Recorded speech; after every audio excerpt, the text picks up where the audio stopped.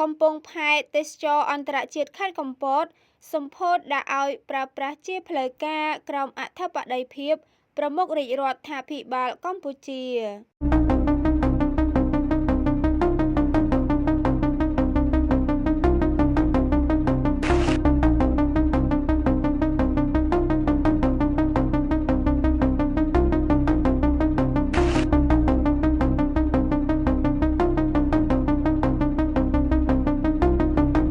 ខេត្តកំពត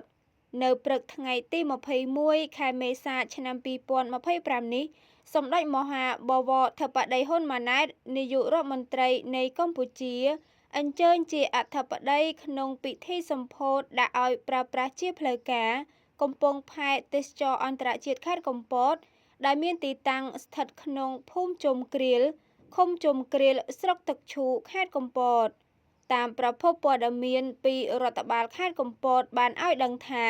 គម្រោងសាងសង់កំពង់ផែទេសចរណ៍អន្តរជាតិនេះគ្របដណ្ដប់លើផ្ទៃដីជាង4ហិកតាបានចាប់ផ្ដើមតាំងពីថ្ងៃទី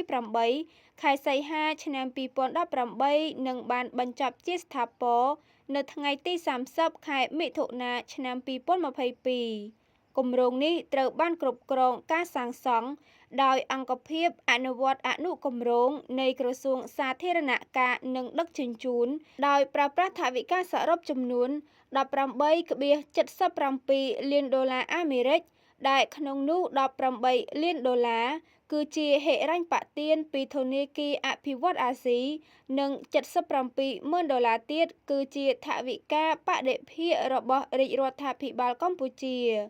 ដែលជាផ្នែកមួយនៃគម្រោងអភិវឌ្ឍហេដ្ឋារចនាសម្ព័ន្ធទេសចរណ៍សម្រាប់កំណើនប្រកបដោយបរិយាបន្ននៅមហាអនុតំបន់មេគង្គចំណែកឯអ្នកជំនាញបានបង្ហាញការជឿជាក់ថា